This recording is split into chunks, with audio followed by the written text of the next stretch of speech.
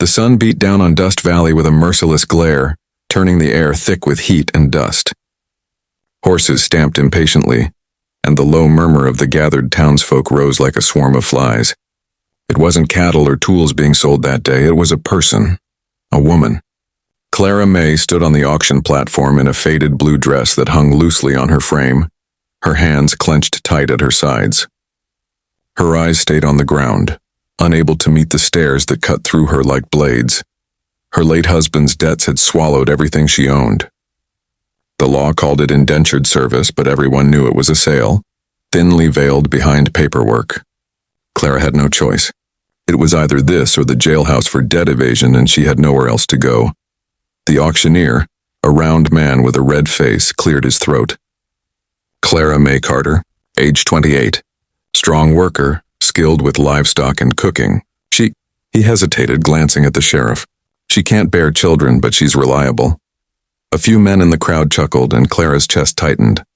Every word felt like a wound reopening. She'd buried that pain years ago, but here it was again, spoken aloud for strangers to judge.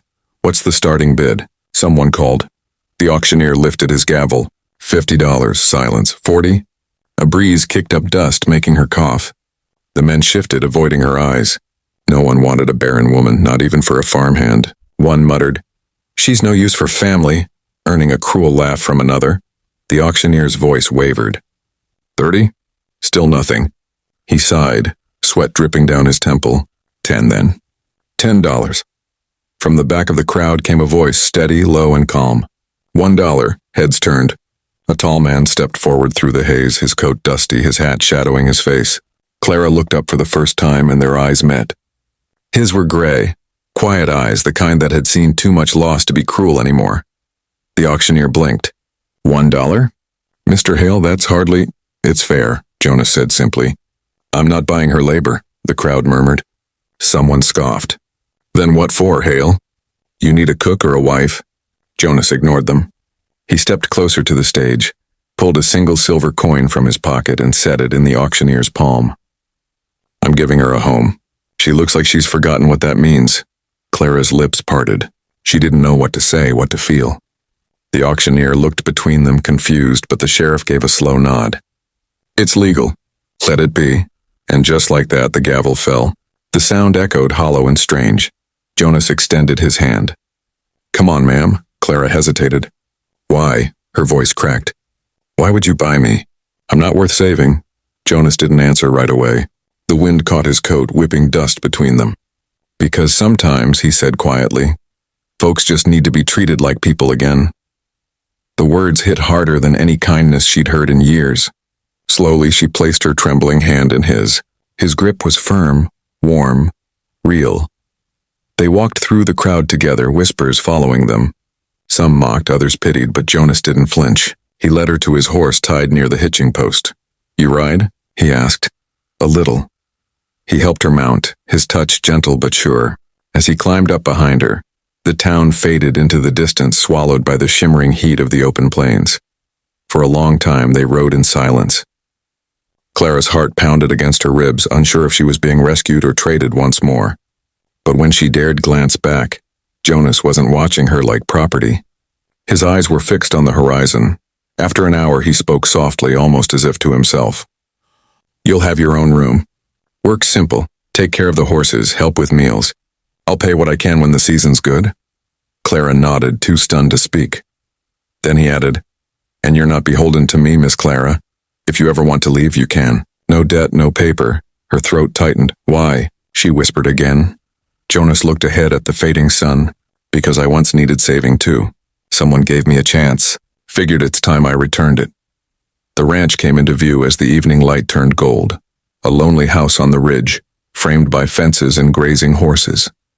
For the first time in months, Clara felt something she thought was lost to her forever. It wasn't hope exactly. Not yet. But it was close enough. The ranch sat beneath an endless blue sky, surrounded by rolling hills and whispering grass that swayed like waves. It was quiet here, so quiet that Clara could hear her own heartbeat again. The first few days she barely spoke. Jonas didn't push her to. He showed her where the feed was kept, how to mend a fence, and which horses were gentle enough for her to handle. His words were few, his tone calm, and he never raised his voice, not even once. She was used to orders, to the harsh bark of a man who demanded and never asked. Jonas was different. When she cooked, he said thank you. When she worked too long in the sun, he'd hand her a canteen and tell her to rest. It made her uneasy at first, that quiet respect. It felt undeserved. At night, she'd sit on the porch staring at the horizon while the crickets sang. The house behind her glowed with soft lantern light. Jonas usually sat on the steps, oiling his rifle or sharpening a tool, saying little, but his presence was steady, like the earth itself, solid, patient, and kind. One evening, a storm rolled in from the west. The clouds boiled purple and gray, and thunder rumbled low across the valley.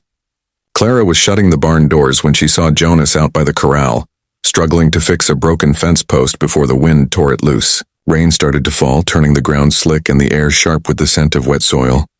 "Jonas," she shouted through the rain. "Leave it, it can wait till morning." He didn't look up. "Can't. The horses will break through if this goes." Without thinking, she ran to him, skirts heavy with mud. The rain stung her face as she grabbed the hammer from his hand. "You'll catch your death working in this." Jonas laughed under his breath, water streaming from his hat brim. "Not the first time someone said that." "Then maybe you should start listening." She swung the hammer, driving the nail in with shaky hands. "You saved me, Jonas, but you can't save yourself if you keep working till you drop." His laughter faded. He watched her for a moment, rain running down his face. "You think I saved you, Clara?" Her hand froze mid-swing. "Didn't you?" He shook his head. "You brought life back to this place. This ranch was dead long before you came. You filled it again with sound, with light. I just gave you a roof." For a heartbeat, all she could hear was the rain. Something inside her loosened. Something she hadn't even known was clenched. They finished the fence together in silence, and when the post stood firm, Jonas finally exhaled and smiled faintly. "There, that'll hold." The storm softened into a drizzle, and they walked back to the porch, soaked through and laughing like fools. Clara hadn't laughed like that in years. When they stepped inside, she handed him a towel, their fingers brushing for just a second. The contact was brief, but it sent warmth through her chest that had nothing to do with the fire crackling in the hearth. Weeks turned into months. The ranch changed with the season, green shoots rising from the soil, foals taking their first steps, the air filled with new life. Clara found joy in the small things again. The smell of baking bread, the sound of horses neighing at dawn, the creak of floorboards that meant she wasn't alone anymore. She also began tending to the neighbors' children when they fell sick, learning old herbal remedies from the town's healer. Jonas supported her quietly, building shelves for her jars and bringing home herbs from his rides. "You've got a gift," he said once, watching her grind lavender into powder. She'd smiled shyly, unsure how to reply. Then one morning the doctor came by after checking on the ranch's animals. He asked to speak with Clara privately. When she emerged, her eyes were wide, her hands trembling. Jonas was mending a saddle when she approached, voice barely a whisper. "Jonas," she said, kneeling beside him. "The doctor, he says I'm—" She couldn't finish. Tears welled up as she pressed a hand to her stomach. "He says I'm with child." For a moment, Jonas just stared. Then he set the saddle aside, his rough hands trembling slightly. "Clara, are you sure?" She laughed through the tears, nodding. He said it plain. "After everything, after years of being told I never could, I don't understand it." Jonas swallowed hard, emotion flickering across his face, shock, disbelief, then wonder. "You paid $1 for a broken soul," she whispered, "and somehow you made me whole." He took her hands, his voice low. "I didn't heal you, Clara. You just needed someone to believe you still could be."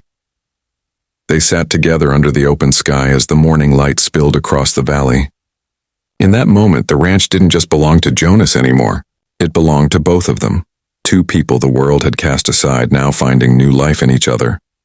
The land was alive again, and so were they.